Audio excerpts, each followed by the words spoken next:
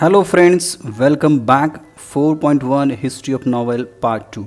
Last lecture we have seen that introduction to novel, what is mean by novel, origin of the word novel and history and rise of the novel. विद्यार्थी मित्र हो, part 1 मध्ये आपण कादंबरी आणि त्याची पार्श्वभूमी याचा अभ्यास केलेला आहे. आता या कादंबरीमधले काही कादंबरीकार नॉवेलिस्ट आपण अभ्यासणार आहे. विद्यार्थी मित्र हो, हा टॉपिक बघण्यापूर्वी एक सूचना आहे. पुस्तकातील भाग आपण पॉईंट वाईज तयार केलेला आहे, जेणेकरून हा टॉपिक आपल्याला सहज समजेल आणि एक्झाम पॉईंट ऑफ व्ह्यू याच्यावरती कोणत्या पद्धतीचे प्रश्न विचारले जाऊ शकतात जे की ऑब्जेक्टिव्ह टाईप असणार आहेत याचासुद्धा आपल्याला प्रॉपर पद्धतीने अभ्यास करता येईल. Please see first point. Early major novelist. The Pilgrim's Progress by John Bunyan in 1678 and Oronoku by Aphra Behn in 1688 initiated the platinous and colorful tradition of English novel and was followed by Daniel Defoe, Robinson Crusoe, Moll Flanders and Jonathan Swift, Gulliver Travels, a famous satire. विद्यार्थी मित्र हो, नॉवेलचा उदय आणि विकास झाल्यानंतर 17व्या शतकाच्या उत्तरार्धामध्ये John बनियन आणि अफ्रा बेन या दोन कादंबरीकारांनी इंग्रजी साहित्याला वेगवेगळे विषयातील विविधता आणि विपुल प्रमाणामध्ये लेखन केले. ते कशा पद्धतीनं? जॉन बनियन यांनी 1678मध्ये लिहिलेली द पिलग्रिम्स प्रोग्रेस आणि अफ्रा बेन यांनी 1688मध्ये लिहिलेली ओरोनोकू ही कादंबरी इंग्रजी साहित्यामध्ये विविधता, विषयामधली विपुलता अशा पद्धतीची होती. म्हणजे इंग्रजीमध्ये वेगवेगळ्या विषयाच्या कादंबरी यांनी लिहायला सुरुवात केली आणि हीच परंपरा नंतरच्या काही कादंबरीकारांनी तशीच चालू ठेवली. याच्यामध्ये विशेष करून डॅनियल डिफो यांनी लिहिलेल्या 2 कादंबऱ्या रॉबिन्सन क्रुसो आणि मॉल फ्लँडर्स हे त्याचं उदाहरण आहे. त्याच्यानंतर फेमस सटायर जी उपहासात्मक कादंबरी लिहिली गेली, याच्यामध्ये या कादंबरीचं नाव आहे गलिवर्स ट्रॅव्हल. ही जोनाथन स्विफ्ट यांनीसुद्धा या काळामध्ये एक वेगळा विषय इंग्रजी साहित्यास दिला. म्हणजे याच कालावधीमध्ये इंग्रजी साहित्यामध्ये, इंग्रजी कादंबरी विश्वामध्ये वेगवेगळे विषय हाताळायला सुरुवात झालेली होती. याच्यानंतरचा मुद्दा आहे other major novelists of 18th century. Please see. Other major novelists of 18th century are Samuel Richardson. Samuel रिचर्डसनचं या ठिकाणी एक उदाहरण दिलेलं आहे. त्यांनी लिहिलेली कादंबरी ही सुद्धा वेगळ्या पद्धतीची, वेगळ्या ढाच्याची होती. Pamela or virtue rewarded and Clarissa, both epistolary novels. त्यांनी लिहिलेल्या ह्या ज्या 2 कादंबऱ्या होत्या, या कादंबरीचं नाव काय पामेला, ज्याला व्हर्च्यू रिवॉर्डेड असं सुद्धा नाव आहे, आणि क्लॅरिसा. या 2 कादंबऱ्यामध्ये विविधता हीच होती. त्यांनी ती एपिस्टोलरी नॉवेल्स. आता एपिस्टोलरी नॉवेल्स याचा अर्थ काय आहे? Please C. बाजूला डेफिनेशन आपण घेतलेली आहे. An epistolary novels written as a series of documents, letters or diary. म्हणजे या कादंबरीमध्ये पारंपरिक पद्धतीनं न लिहिता कथा ही डॉक्युमेंट्स, लेटर किंवा डायरीमधल्या काही विशिष्ट नोंदीच्या माध्यमातून लिहिली जाते. याचं एक बेस्ट उदाहरण याच्यामध्ये दिलेलं आहे. पामेला किंवा ज्याला दुसरं नाव आहे व्हर्च्यू रिवॉर्डेड, ही कथा 2 प्रेमिकांची आहे. It is a story of exchanging letters between 2 lovers. 2 प्रेमिकांनी एकमेकाला जी प्रेमपत्र पाठवलेली आहेत ती प्रेमपत्राच्या स्वरूपामध्ये ही कादंबरी प्रकाशित करण्यात आलेली आहे. म्हणजे अशा वेगवेगळ्या पद्धतीचे नॉवेल्स, कादंबरी या कालावधीमध्ये आले. नंतर काय सांगितलं Henry Fielding, Laurence Sterne and Tobias Smollett या 18व्या शतकामध्ये या कादंबरीकारांनी सुद्धा वेगवेगळे विषय हाताळायला सुरुवात केलेली होती. The tradition was enriched by many other stalwart novelists such as Charles Dickens, Walter Scott, Nathaniel Hawthorne, Horace Walpole, Thomas Hardy, Wilkie Collins and H.G. Wells. याच्यानंतर काही निर्भीड आणि वेगळा विषय हाताळणाऱ्या कादंबरीकारांनी आपलं इंग्रजी साहित्य समृद्ध केलं. याच्यामध्ये Charles Dickinsons, Walter Scott, Nathaniel Hawthorne, Horace Walpole, Thomas Hardy, Wilkie Collins and H.G. Wells ही प्रामुख्यानं नावं घ्यावी लागतील. नेक्स्ट पॉईंट काय पहा, मॉडर्न नॉवेल अँड नॉवेलिस्ट, आधुनिक कादंबरी आणि आधुनिक कादंबरीकार. The 20th century is marked by the modern topics and innovative styles and techniques and widened angles of the view by the novelist. कादंबरीचा उदय आणि विकास जसजसा होत गेला तसतसं कादंबरीचं स्वरूप हे दिवसेंदिवस बदलत चाललेलं होतं. 20व्या शतकामध्ये त्याचं आपल्याला आधुनिक स्वरूप पाहावयास मिळतं. हे आधुनिक स्वरूप 3 पद्धतीनं आपल्याला दिसतं. एक आहे मॉडर्न टॉपिक्स, याच्यामध्ये आधुनिक विषय हाताळले गेलेले होते. दुसरं आहे इनोव्हेटिव्ह स्टाईल्स अँड टेक्निक्स, आता कादंबरीमध्ये नाविन्यपूर्ण शैली आणि तंत्र याचा वापर करण्यात आलेला होता. आणि तिसरं वायडेंड अँगल्स ऑफ द व्ह्यू, कादंबरीकारांचा दृष्टिकोनामध्ये सुद्धा बदल झालेला होता. थोडक्यात आधुनिक कादंबरी ही बरोबर रोमॅन्टिक पिरियड आणि व्हिक्टोरियन पिरियड याच्याबरोबर उलट होती. याच्यामध्ये वेगवेगळे विषय हाताळलेले होते, म्हणजे आदर्शवाद बाजूला ठेवून वास्तववादावरती लिखाण झालेलं होतं. कादंबरीकारांनी सुद्धा प्रत्येक पात्राचं किंवा कॅरेक्टरचं मानसशास्त्रीय दृष्टिकोनातून लिखाण केलेलं होतं. त्यांच्या लिखाणाच्या शैली पण बदललेल्या होत्या, म्हणजेच एखाद्या कादंबरीचं लिखाण करत असताना ते पारंपरिक पद्धतीनं न करता वेगवेगळ्या तंत्रांचा अवलंब केला गेला. हे आधुनिक काळातल्या कादंबरीचं वैशिष्ट्य होतं. याच्यामध्ये एक उदाहरण देता येईल. व्हर्जिनिया वुल्फ या कादंबरीमध्ये मुख्य कथानक चालू असताना कादंबरीकाराने स्वतःच्या मनातील काही पात्र त्या मुख्य कथेमध्ये आणलेली होती. यामुळं ती कादंबरी वाचत असताना वाचकांना बराचसा व्यत्यय निर्माण होत होता. परंतु ही जी लिहिण्याची स्टाईल होती, ही जी लिहिण्याचं तंत्र होतं, हे आधुनिक काळातल्या कादंबरीचं एक वैशिष्ट्य होतं. मग हे आधुनिक काळातले नॉवेलिस्ट कोण होते? The novelist like E.M. Forster, James Joyce, Joseph Conrad, Henry James, George Orwell, Graham Greene, D.H. Lawrence, William Golding and Anthony Burgess, म्हणजे यासारख्या कादंबरीकारांनी 20व्या शतकामध्ये वेगळेपण आणण्याचा प्रयत्न केला. They widened the circumference of genre by writing political, social, psychological and other modern issue in their novels. या कादंबरीकारांनी आपल्या कादंबरीमध्ये राजकीय, सामाजिक, मानसशास्त्रीय आणि इतर आधुनिक काळातील विषय आपल्या कादंबरीमध्ये आणले आणि या कादंबरीच्या लिहिण्याच्या ज्या कक्षा होत्या त्या पूर्णपणे रुंदावलेल्या होत्या, कारण यासारख्या कादंबरीकारांनी तसे विषय आपल्या कादंबरीच्या माध्यमातून प्रस्तुत करायला सुरुवात केलेली होती. याच्यानंतरचा जो मुद्दा दिलेला आहे पहा, तो इमिग्रंट नॉवेलिस्ट. इमिग्रंट नॉवेलिस्ट याचा अर्थ काय? असे कादंबरीकार ज्यांचा जन्म एका देशामध्ये झालेला आहे, परंतु त्यांनी आपली जन्मभूमी सोडून बाहेरील भागामध्ये कायमचे स्थायिक झालेले आहेत, परंतु आपलं लिखाण करत असताना आपल्या मायभूमीची संस्कृती, परंपरा, तिथल्या पद्धती आणि समस्या याच्यावरती लिखाण केलेलं आहे. अशा लेखकांना किंवा अशा कादंबरीकारांना इमिग्रंट रायटर्स असं म्हटलं जातं. There are immigrant authors like Salman Rushdie from India, V.S. Naipaul from Trinidad, Kazuo Ishiguro from Japan and many others. या 20व्या शतकामध्ये सुद्धा आधुनिक काळामध्ये या इमिग्रंट रायटरच्या माध्यमातून नॉवेल हे समृद्ध करण्यात आलं. पुढचा मुद्दा आहे फॅमिनाईन ऑर विमेन नॉवेलिस्ट. स्त्री कादंबरीकारांनी या नॉवेलच्या विकासामध्ये कशी भर घातली हे सांगितलेलं आहे. Please see the contribution of women novelist to this great pageant cannot be neglected. या कादंबरीच्या विकासामध्ये किंवा प्रवासामध्ये काही स्त्री कादंबरीकार आहेत, यांच्याकडे दुर्लक्ष करून अजिबात चालणार नाही.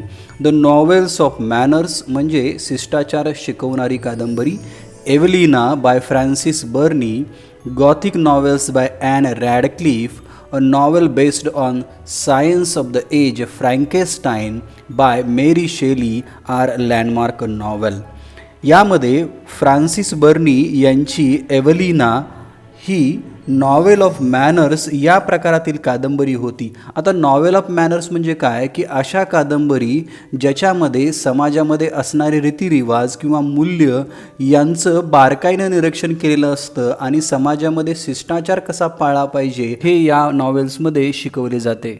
याचबरोबर ॲन रॅडक्लिफ यांची विज्ञान व शास्त्रावरती आधारित गॉथिक नॉवेल प्रकारातील कादंबरी, मेरी शेली यांची फ्रँकेस्टाईन या काही उल्लेखनीय कादंबऱ्या आहेत. Jane Austen has been ruling over the minds of the people through her novels. Jane Austen हिनं आपल्या कादंबरीच्या साह्यानं वाचकांच्या मनावरती अधिराज्य केलं. दुसऱ्या बाजूला Brontë sisters Emily and Charlotte have created their own place by their incomparable works, Wuthering Heights and Jane Eyre. Brontë भगिनी याच्यामध्ये एमिली व चार्लॉट यांनी द उदरिंग हाईट्स व जेन आयर यासारख्या कादंबरीतून त्यांनी आपल्या लेखनाच्या माध्यमातून स्वतःचं असं एक वेगळं स्थान निर्माण केलेलं होतं. Mary Ann Evans, alias George Eliot wrote the novels reflecting psychological insight. Mary Ann Evans उर्फ जॉर्ज इलियट हिने आपल्या कादंबरीच्या माध्यमातून मानसशास्त्रीय दृष्टिकोन व्यक्त केलेला होता. Virginia Woolf is the pioneer of stream of consciousness technique in the English novel.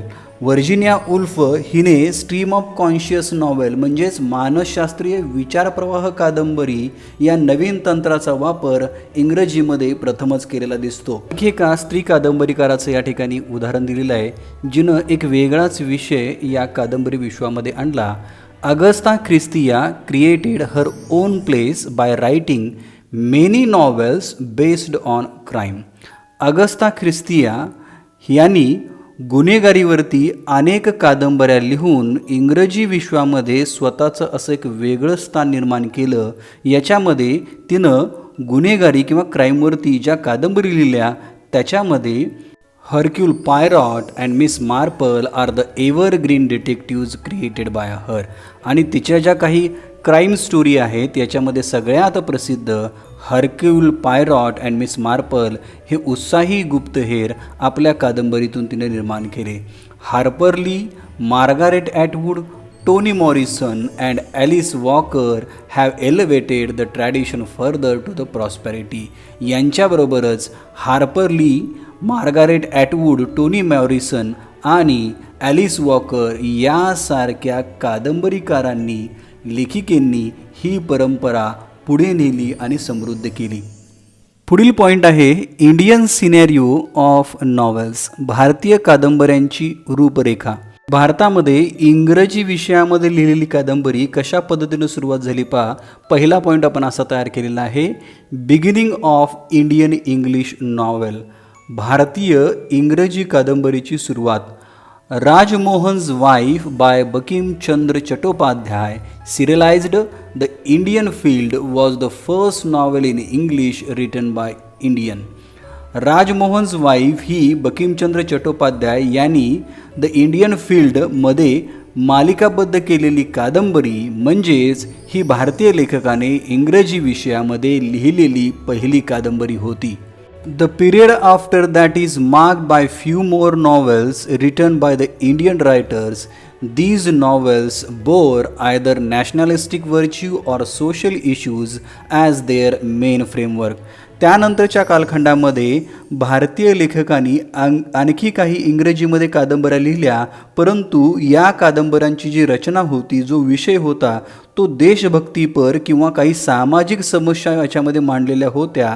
उदाहरणार्थ काय सांगितले पहा, Mulk Raj Anand, R K Narayan and Raja Rao were the major trio who prevailed in the period after that.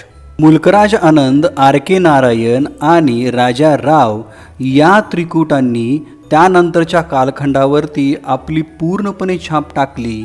Female novelist like Anita Desai, Nayantara Sahgal and Arun Joshi and Manohar Malgaonkar has changed the current of Indian English novel through their work. Anita Desai असतील, नयनतारा सहगल, अरुण जोशी, मनोहर मालगावकर यांनी त्यांच्या लिखाणामधनं भारतीय इंग्रजी कादंबरीचा एक वेगळा प्रवाह निर्माण केला. त्या प्रवाहामध्ये बदल केला. Amitav Ghosh, Vikram Seth and Upamanyu Chatterjee ameliorated the Indian novel in English by adding new feature to it. नंतरच्या कालामध्ये म्हणजेच आधुनिक कालामध्ये अमिताव घोष, विक्रम सेठ अँड उपमन्यू चॅटर्जी यांनी भारतीय इंग्रजी कादंबरीचा दर्जा वाढवला आणि त्याच्यामध्ये वेगवेगळ्या वैशिष्ट्यांची भर घातली. Recent years have witnessed a dazzling performance by Indian novelists like Salman Rushdie, Aravind Adiga, Arundhati Roy, Kiran Desai, Kiran Nagarkar. अलीकडच्या काळामध्येच भारतीय इंग्रजी कादंबरीकार जसे सलमान रश्दी, अरविंद अडिगा, अरुंधती रॉय, किरण देसाई आणि किरण नगरकर यासारख्या भारतीय इंग्रजी कादंबरीकारांनी अत्यंत आश्चर्यकारक आणि अमूल्य अशी कामगिरी केली. जे याच्यावरून आपल्याला काय म्हणता येईल पहा, राजमोहन्स वाईफ या पहिल्या कादंबरीपासून किरण नगरकरांच्या कादंबरीपर्यंत भारतीय इंग्रजी साहित्यामध्ये अत्यंत महत्त्वाचे असे बदल झाले. म्हणून शेवटी काय म्हटलेलं आहे पहा, thus the tradition of Indian English novel has undergone a vital change since its birth and it has undoubtedly very bright future. इंग्रजी कादंबरीच्या भारतातल्या जन्मापासून त्याच्यामध्ये ज्या असणाऱ्या वेगवेगळ्या परंपरा होत्या याच्यामध्ये अत्यंत महत्त्वाचे बदल झाले आणि खरोखरच इथून पुढच्या कालावधीमध्ये भारतामध्ये इंग्रजी साहित्याला अत्यंत उज्ज्वल असं भविष्य आहे. नेक्स्ट पॉईंट याच्यामधला आहे novella. A novella, the word originated from the Italian word novelle, is a type of prose fiction which is shorter than a full length of novel and longer than a short stories. Novella हा शब्द Italian भाषेतील नॉवेले या शब्दापासून तयार झालेला आहे. Novella हा एक गद्य प्रकार आहे. तो कादंबरीपेक्षा लहान आणि एखाद्या शॉर्ट स्टोरी म्हणजे लघुकथापेक्षा मोठा असतो. इट इज वेल स्ट्रक्चर्ड, त्याची बांधणी अत्यंत सुस्थितीत असते. Yet short narrative often सटायरिक and realistic, हे अत्यंत लहान प्रकारचं लिखाण असतं जे शक्यतो उपहासात्मक किंवा टीकात्मक पण वास्तववादी असणारं असतं. In tone it usually focuses on one incident or issue with one or two main characters and take place at a single tradition. नॉवेलाचं वैशिष्ट्य सांगता येईल की नॉवेलाचं लिखाण एखाद्या विशिष्ट घटनेवरती किंवा समस्येवरती केलेलं असतं. म्हणजे एखादी घटना किंवा मानवी जीवनातली समस्या समोर ठेवून त्याच्यावरतीच लिखाण केलेलं असतं. पात्रांच्या बाबतीत याच्यामध्ये 2 प्रमुख पात्र असतात आणि प्रत्येक कथानक एकाच परंपरा पद्धतीमध्ये बसवलेलं असतं. काही उदाहरणं दिलेली आहेत पहा. Some of the famous novellas in the English are The Heart of Darkness by Joseph Conrad, The Turn of the Screw by Henry James, Billy Budd by Herman Melville, Death of Venice by Thomas Mann, Seize of the Day by Saul Bellow and Pearl by John Steinbeck. म्हणजे अशा या कादंबऱ्या ज्या असतात या विशिष्ट मुद्दा किंवा समस्या घेऊन आपल्या पुढे आलेल्या असतात. उदाहरणादाखल जोसेफ कॉन्रॅड याची ही जी कथा आहे ही कलोनियल म्हणजे वसाहतवाद्यांचं राज्य आणि त्याच्या माध्यमातून होणाऱ्या हाल अपेष्टा या समस्येवरती वर्णन करणारी आहे. या ठिकाणी विद्यार्थी मित्र हो, नॉवेलावरती शॉर्ट नोट लिहा अशा पद्धतीचा प्रश्न जर विचारला तर आपल्याला या पॉईंटच्या पद्धतीनं ते लिहिता आलं पाहिजे. विद्यार्थी मित्र हो, या ठिकाणी आपल्या हिस्ट्री ऑफ नॉवेलमधला सेकंड पार्ट संपतो. विद्यार्थी मित्र हो, सगळ्यात महत्त्वाचं हा पार्ट आपण पॉईंट वाईज तयार करण्यामागचं कारण एक्झाम पॉईंट ऑफ व्ह्यू याच्यावरती वेगवेगळ्या प्रकारचे प्रश्न विचारले जाणार आहेत। याच्यामध्ये fill in the blanks, match the pairs किंवा MCQ टाईप क्वेश्चन्स असणार आहेत किंवा काही शॉर्ट नोट्ससुद्धा विचारले जातील। त्या दृष्टिकोनातून हा टॉपिक अत्यंत महत्त्वाचा आहे जो आपण पॉईंट वाईज तयार केलेला आहे। या सेकंड पार्टमध्ये आपण early novelist, modern novelist, feminine novelist, migrant novelist आणि इंडियन नॉवेलिस्ट यांची माहिती घेतलेली आहे। जो थर्ड पार्ट आहे या थर्ड पार्टमध्ये महत्त्वाचा भाग एलिमेंट्स ऑफ नॉवेल आणि टाइप्स ऑफ नॉवेल हे आपण कवर करणार आहे। So till then keep watching and keep sharing English with Shirgave sir. Thank you very much. once again. Please like, share and subscribe.